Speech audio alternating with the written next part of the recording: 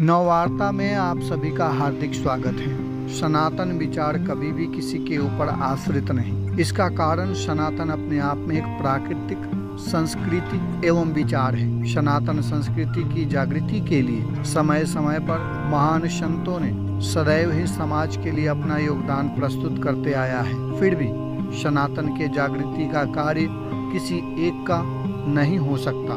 यह कार्य तो धरती पर मौजूद प्रत्येक सनातनी का कर्तव्य होना चाहिए। सनातन की व्याख्या और सनातन का दर्द अपने सनातन के संतों से उत्तम कौन व्यक्त कर सकता है। ऋषिकेश का बगलामुखी पीठ आश्रम के व्यवस्थापक युवा संत स्वामी श्री वेंकटेश्वरानंद गिरि जी महाराज विशेष आग्रह पर अपने शब्दों को रखने के लिए सहमत हुए हैं।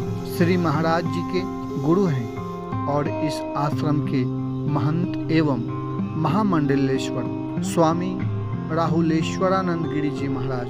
स्वामी महाराज स्वयं युवा संतों के प्रेरणा स्रोत और सनातन समाज को दिशा देने में सदैव अग्रसर रहते हैं। निकट भविष्य में स्वामी जी के विचार भी आपके समक्ष रखने की हम कोशिश करेंगे।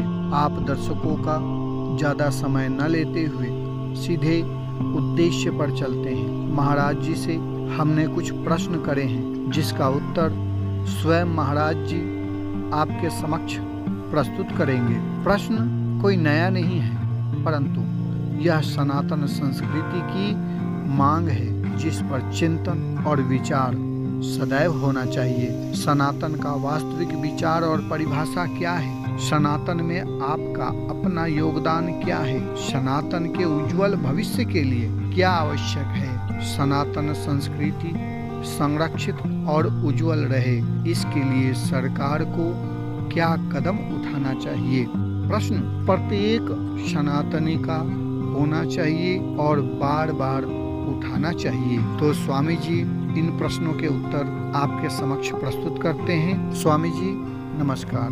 सनातन धर्म की यही विशेषता है जो हमारे सदियों से रीति रिवाज चल रहे हैं और जो प्रचलन हम सदियों से कर रहे हैं, और जो हम जैसे सनातन से हमारे जो वेद है पुराण निकले हैं, जो आज हम जिसके धर्मशास्त्र पढ़ रहे हैं हमारे सनातन में आते हैं, और ये रीति रिवाज हमारे सदियों से चली आ रही है। और मेरी सोचना ये है कि हर व्यक्ति को, कोई एक व्यक्ति विशेष से सनातन का प्रचलन नहीं होता। हर व्यक्ति को अपने हिसाब से सनातन की सेवा करनी चाहिए। हर व्यक्ति विशेष को अपने हिसाब से सनातन में सहयोग देना चाहिए, सहभागी होना चाहिए, जिससे सनातन धर्म का प्रचार प्रसार हो, सनातन धर्म आगे बढ़े और लोगों में अच्छी प्रेरणा प्रेरित करें। मेरी सबसे यही गुंजाइश। समाज के लिए सनातन की मूल भावना क्या है? समाज के लिए सनातन की मूल भावना यही होना चाहिए कि हर व्यक्ति विशेष के उसमें श्रद्धा होनी चाहिए, भक्ति होनी चाहिए, विश्वास होना चाहिए, जिससे हमारा व्यक्ति अपने धर्म से कटे ना। हमारा व्यक्ति अपने धर्म में जुड़ा रहे, दूसरे धर्म परिवर्तन में न जाए, जिससे हमारा जो सनातन है वो आगे बढ़ता रहे। ये एक सबसे बड़ी ये है कि आज के जो लोग हैं हमारे सनातन धर्म को काटने के उद्देश्य से हैं कि हमारा धर्म परिवर्तन कर रहे हैं, कोई ईसाई बनना है, कोई मुसलमान बनना है, तो ये परिवर्तन न हो। इसलिए हमें अपने सनातन धर्म में जुड़ के रहना चाहिए, एकजुट से रहना चाहिए, सहयोग होना चाहिए, जिससे हमारा सनातन धर्म बना रहे। सनातन धर्म के लिए आपकी क्या अभी योगदान हो रही है समाज में? सनातन धर्म के लिए हम जैसे लोगों को जागृत करते हैं, जहाँ देवी भागवत नहीं होता है वहाँ देवी भागवत करते हैं, जैसे सहस्त्र चंडी, जिससे लोगों के जो है रोग दोष पाप ताप साफ कष्ट करने दूर निवारण के लिए हम बड़े बड़े आयोजन करते हैं। जैसे गुरु जी यहाँ पे जप तप करते हैं, और गुरु जी यहाँ पे जैसे बगलामुखी का जयंती मनाते हैं। धर्म इससे कई लोग आश्रम से जुड़ते हैं। जैसे गणपति आते हैं तो इससे बाहर से कई लोग अपने सनातन धर्म में जोड़ने के लिए हम गुरुजी को प्रेरणा देते हैं कि हमारे ज़्यादा से ज़्यादा लोग हमारे धर्म से जुड़ें और आगे हमारे धर्म का प्रचार प्रसार हो, सनातन धर्म का प्रचार प्रसार हो। अपने बगलामुखी आश्रम से क्या क्या सेवाएं होती है अलग से? हमारे बगलामुखी इससे जैसे लोगों का गौ सेवा होती है। गौ सेवा में जैसे साधना के लिए हम लोगों को प्रेरित करते हैं, अध्यात्म के लिए प्रेरित करते हैं। और जो लोग भटके हुए हैं, जो अध्यात्म से भटक जाते हैं, जो रास्ता भटक जाते हैं, उससे हम सही मार्गदर्शन करते हैं और उससे सनातन की ओर प्रेरित करते हैं। मैं बीच में बोलूँगा, आप ये बताएं कि अपने तरफ से जो हो रहा है उससे दूसरे को क्या फ़ायदे हो रहे हैं और क्या हो सकता है? और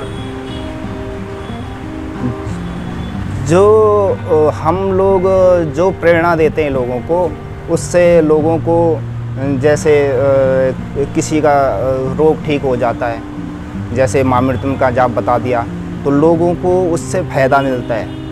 आदि व्याधि रोग पाप ताप साप कष्ट निवारण के लिए हम उसको विधि बताते हैं, अनुष्ठान बताते हैं, साधना बताते हैं, जिससे लोगों को फ़ायदा हो और लोग हमसे ज़्यादा जुड़े, सनातन धर्म से ज़्यादा जुड़े और लोगों में अच्छे संस्कार बना रहे, जिससे लोग भारी धर्म के संरक्षण में न जाए। ये हमारी ज़्यादा भावनाएं रहती है। ठीक है, ठीक है। अपने स्वामी जी के बारे में कुछ बताएं। महाराज जी के बारे में। गुरुदेव हमारे तो गुरुदेव के मैं व्याख्यान नहीं कर सकता हूँ, जो भी कि गुरुदेव के बारे में जितना बोले उतना कम है, क्योंकि सिद्ध पुरुषों के बारे में बोला नहीं जाता है और सिद्ध पुरुष अपने आप में बड़े गुप्त होते हैं, उनका रहस्य नहीं बताया जा सकता। ये स्वामी जी के गुरुजी हैं, आपके सामने मैं उनकी तस्वीर रख रहा हूँ, तो उन्हीं के बारे में महाराज जी व्यक्त कर रहे हैं, बताएं जी। तो हमारे गुरुजी अपने आप में सनातन धर्म की रक्षा के लिए, लोक कल्याण के लिए, जन कल्याण के लिए गुरुजी का अवतार हुआ है। और यहाँ पे गौ सेवा चलाते हैं, अन्न क्षेत्र चलाते हैं बसई में, आश्रम में, वहाँ पे कम से कम 1000 गाय से ऊपर है, गौ सेवा चलती है। पांडुकेश्वर में है, वहाँ पे जो भी साधु संत आते हैं भूखे, उनके लिए अन्न क्षेत्र खोला हुआ है। अन्न क्षेत्र पूरे साल चलते रहे? हाँ, आश्रम में चाहे यहाँ पे आया चाहे पांडुकेश्वर में है। अच्छा। जो भी आता है, अच्छा, जिनको भोजन की व्यवस्था नहीं हो पाती है, वो आते हैं, भोजन करके चले जाते हैं। अच्छा महाराज जी, अब मैं ये पूछूंगा कि आज की जो नई पीढ़ी है, जो समाज है अपने जो हिंदू सनातन धर्म से जुड़े जो समाज है, उनको अपने सनातन के लिए क्या करना चाहिए? जो हमारे हिंदू लोग हैं, उन्हें अपने सनातन के लिए सबसे पहले है कि अपने शास्त्रों में, अपने रीति रिवाजों में विश्वास करना चाहिए। अपने जो जितने भी वैदिक धर्म हैं, जितने भी साधु संत हैं, जितने भी महात्मा हैं, जितने भी हमारे ब्राह्मण जन हैं, उन पर श्रद्धा होनी चाहिए, विश्वास होनी चाहिए, जिससे हमारा सनातन की ओर अग्रसर हो और वो लोग अच्छे भाव से आए और अपने लोग अपने आत्मकल्याण के लिए, अपन धर्म के लिए प्रचार प्रसार करें, जिससे उनकी भी उन्नति हो और हमारा सनातन धर्म भी आगे बढ़े। तो ये जो काम आप बता रहे हो कि सनातन को करना चाहिए अपने नई पीढ़ी को, यदि ऐसा करता है तो सनातन की नई पीढ़ी को क्या मिलने वाला है इससे सनातन को नई पीढ़ी, आने वाला जो पीढ़ी होगी वो अच्छे संस्कार वाली होगी और लोगों में अच्छी भावना उजागृत होगी, जिससे आने वाली पीढ़ी हमारी अच्छी होगी और जितने भी बच्चे होंगे वो संस्कारी रहेंगे। जी, अब महाराज जी थोड़ा हटके में सवाल पूछूंगा। वैसे मैं किसी विशेष सरकार की मैं बात नहीं करता हूँ, लेकिन फिर भी देश एक प्रशासन के माध्यम से चलता है और प्रशासन सरकार चलाती है और सब प्रशासन और सरकार एक तरीके से कहे दोनों एक ही है। तो अभी कोई भी सरकार बैठी हो तो मैं आपसे आग्रह करूंगा कि ये बताएं कि सरकार को अपने सनातन के लिए विशेष क्या करना चाहिए। हमारे सरकार को सनातन के लिए, हमारे सनातन में जितने भी रूढ़िवादिता है, जितने भी ये अधर्म का प्रचार करना, इस पर जल्दी से जल्दी रोकथाम होना चाहिए। जो हमारे हिंदू जो बेटियां हैं जो धर्म परिवर्तन कर रहे, उन पर रोकथाम होना चाहिए, जिससे हमारा धर्म बचा रहे और आने वाली पीढ़ी में कभी भी धर्म परिवर्तन न हो। हमें जैसे किसी को कोई अगर खाने की व्यवस्था नहीं है, उसको हमारा सनातन खाने की व्यवस्था करे, जिसके पास कपड़े नहीं कपड़े की व्यवस्था करे, जिससे हमारा सनातन धर्म बचा रहे। नहीं, ये तो हो गई। वैसे तो सरकार पूरी तरह से ऐसा कर नहीं सकता है, कारण क्या है कि वो किसी एक व्यक्ति के लिए कार्य नहीं करता। लेकिन आप जैसे जितने भी महात्मा हैं, जितने भी लोग हैं, हम सब यही व्यवस्था करते हैं कि हमारा जितने भी जो बाहर बच्चे हैं जो भटक रहे हैं, वो धर्म परिवर्तन हो, हमारे बच्चे हमारे पास रहे। और इसलिए साधु संत इसमें सहभागी करते हैं। जैसे कोई भूखा आ जाता है उसको अन्न देते हैं, जिसके पास कपड़ा नहीं कपड़ा दे देते हैं, जिससे कि क्या होता है कि हमारे जो लोग हैं धर्म परिवर्तन न कर सकते करते हैं, हमारे धर्म में बने रहे, ये होता है। ये तो महाराज जी हो गई मानवता वाली बात जी। अभी जैसे मान लीजिए कि सरकार तो जैसा सरकार को इसी क्षेत्र में ठोस कदम उठाने चाहिए। मैं इस पे काउंटर सवाल पूछता हूँ आपसे कि मान लीजिए सरकार अपने सनातन के लिए इतना कुछ करती है, तो सनातन प्रेमियों को इससे क्या लाभ होगा और सरकार को इससे क्या लाभ होगा, भारत को इससे आने वाले भविष्य में क्या लाभ होने वाला है? क्योंकि अगर ये पीढ़ी दर पीढ़ी अगर आगे चलता रहा तो हमारे सनातन धर्म को अच्छी दिशा मिलेगी, अच्छे उद्देश्य मिलेंगे, अच्छे बच्चे मिलेंगे। हमारे सरकार को इससे जो होगा कि अच्छे दिशा, अच्छे जो है कि हमारा देश है धर्म की ओर प्रेरित होगा और विश्वगुरु बनने के तगार पर आ जाएगा। हमारे सब बच्चे सद्भावी होंगे और संस्कारी होंगे, जिससे हम हर किसी को अच्छी शिक्षा दे सकते हैं। बाहर वाले को भी हम अच्छा प्रचार प्रसार कर सकते हैं, अपने धर्म के बारे में बता सकते हैं, अपने संस्कृति के बारे में बता सकते हैं, अपने धर्म के बारे में बता सकते हैं। इससे पहले हमको उसका ज्ञान होना चाहिए, तभी हम बता सकते हैं, नहीं तो नहीं बता सकते। तो यानी कि आपका कहना है कि यहाँ यदि सनातन मजबूत होगा तो ही सरकार भी मजबूत रहेगी। जी।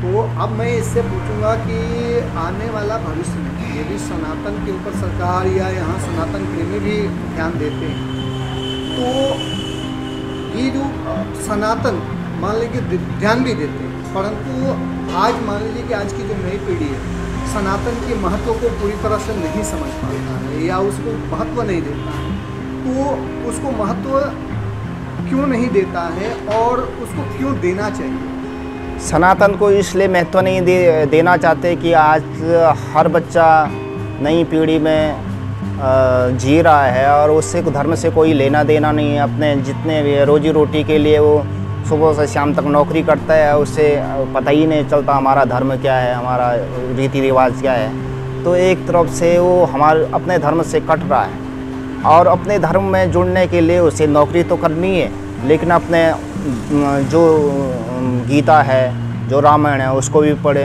अपने आत्मसात करें और धीरे धीरे आगे बढ़ते, क्योंकि इससे अपना धर्म भी नहीं छूटेगा, अपनी रोजी रोटी भी नहीं छूटेगी और आगे जाके अपना आत्म कल्याण भी कर सकता है। मैं इस पर एक सवाल और बस थोड़ा देर और एक सवाल और पूछूंगा कि अभी जैसा मान लीजिए कि आप संत हैं जी, आपके पास प्रचुर मात्रा में समय है, परंतु एक जो गृहस्थ में है उसके पास समय नहीं है, एक नौकरी की टेंशन है, बच्चे की टेंशन है, समाज की टेंशन है, सब कुछ कर रहे हैं। अब उसके बावजूद भी अब उतना समय नहीं है कि उतना समय दे पाए। हाँ, ये ज़रूर है कि आज के दिन में नई पीढ़ी घंटे 2 घंटे मोबाइल में समय दिया करते हैं। तो अभी आप बताओ कि आज के दिन में वो इस भीड़ भरी दुनिया में वो अपने आप को कैसे सनातन के लिए कुछ कर पाए?